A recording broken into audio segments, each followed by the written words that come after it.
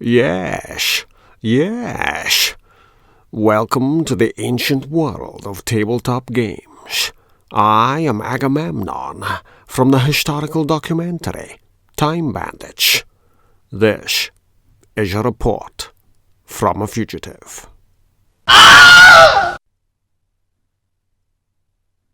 If you want to try a role-playing game but aren't sure, especially on grounds of cost, then consider a starter set or beginner box.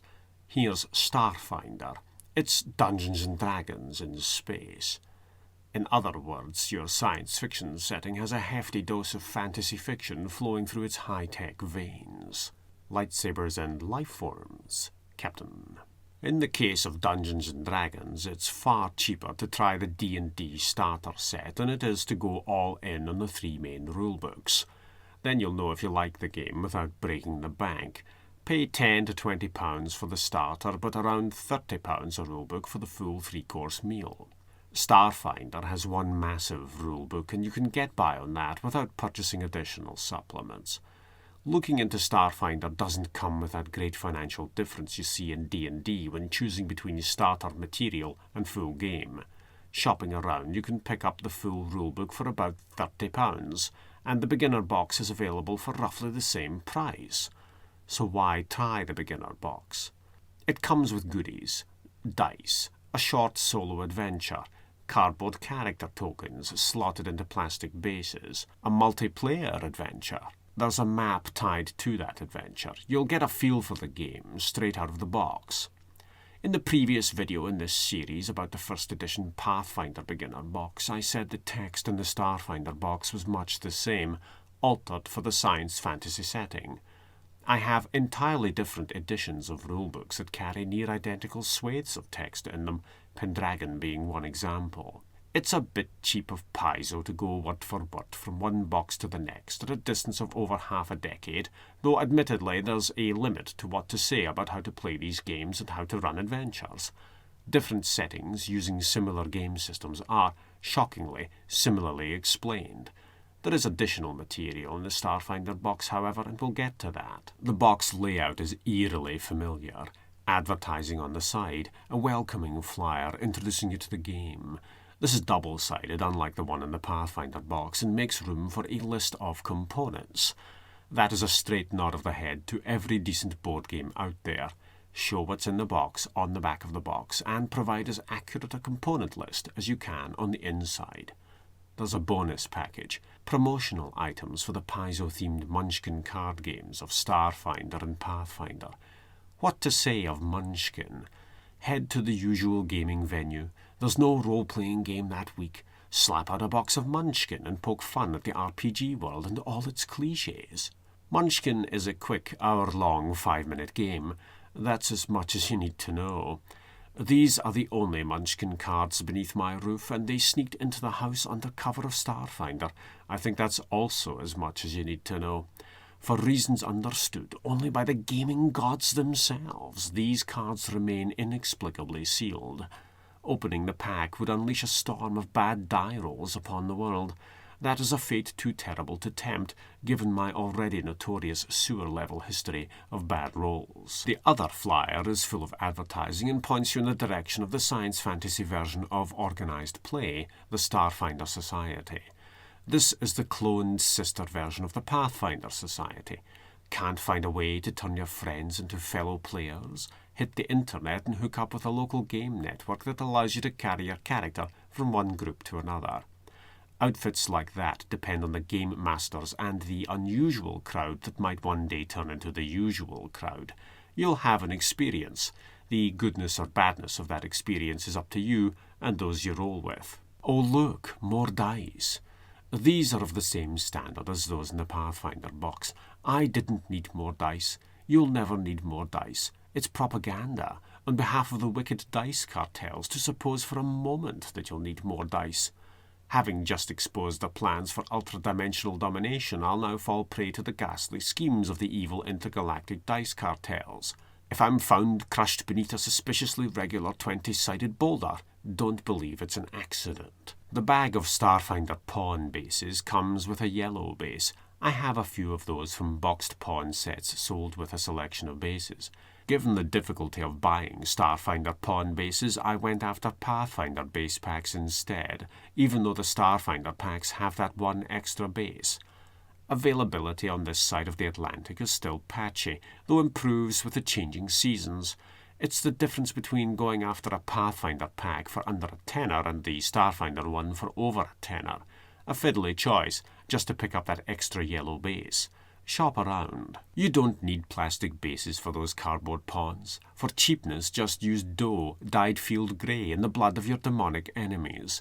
It's the best material available. And that is a role-playing fact. It may very possibly be a Warhammer RPG fact. Let's move on. Here's something new that's seemingly mundane, but it skews my view of the game slightly. A set of reference cards.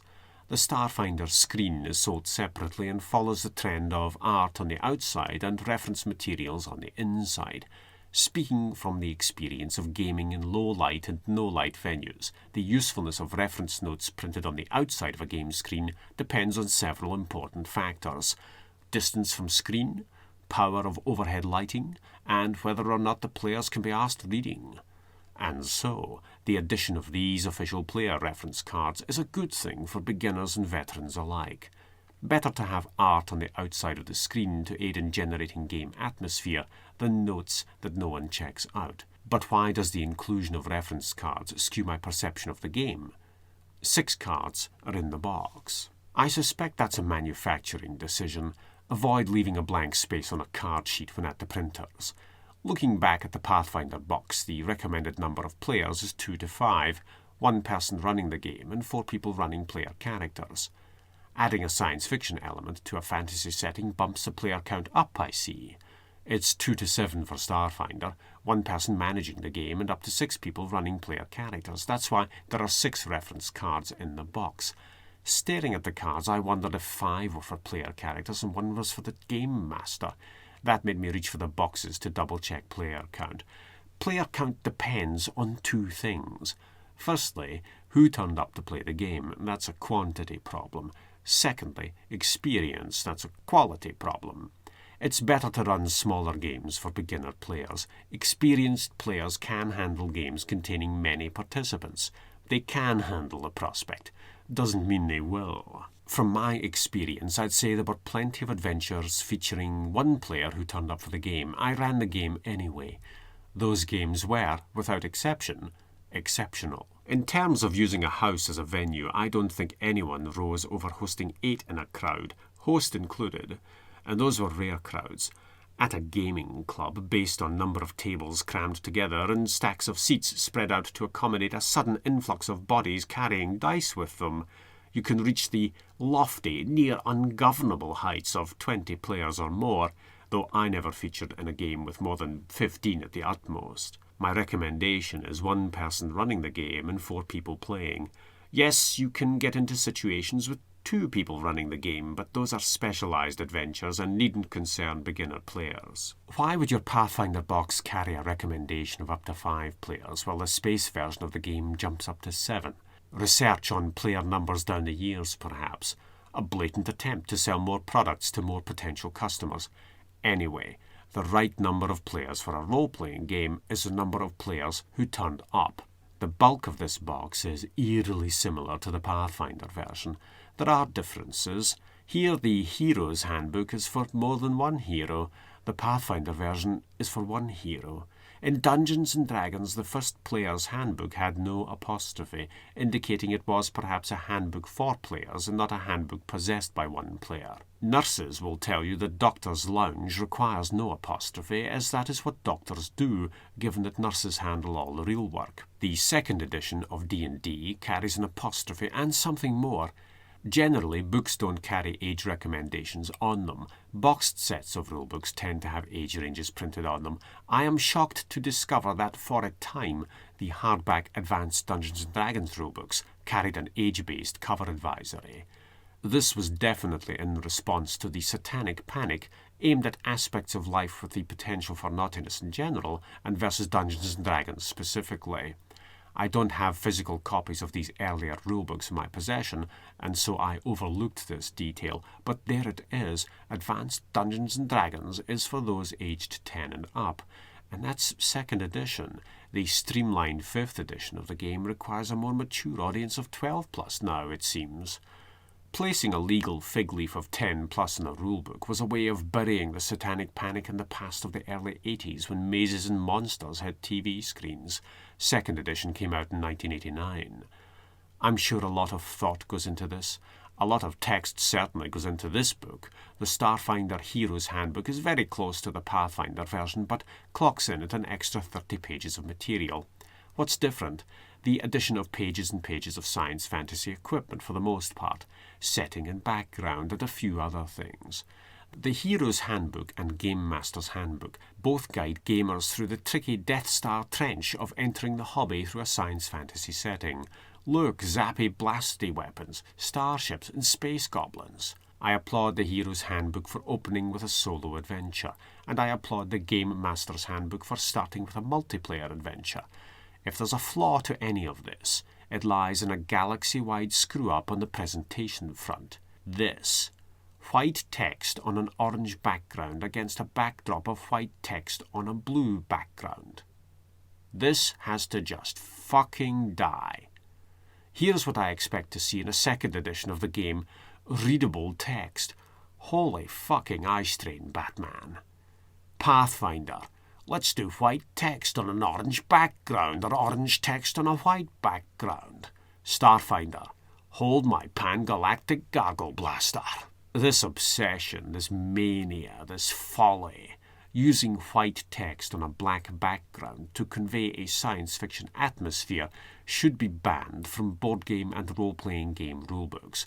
To take folly further than that and delve into orange and blue combinations readable only by droids and aliens whose names are recorded in radio wavelengths is a hyperjump too far. Here's another generic terrain map. The Space Dungeon map is on the reverse, and I won't spoil that for you here. Clip your cardboard pawns into their plastic space dock bases and away you go, straight out of the box. The adventure format in this box is dictated partly by the size of the map on offer, and it's a piezo flip mat of the type you see in the Pathfinder box. You have these maps and pawns and bases in boxes, though you need never use them. An RPG adventure is a descriptive thing. If all you have is a scrap of paper and a pencil to show players the size of a room in relation to the rest of the complex, scribble away, and if you don't feel like using a scrap of paper, that's fine. Erasable maps like this are for drawing corridors and rooms on.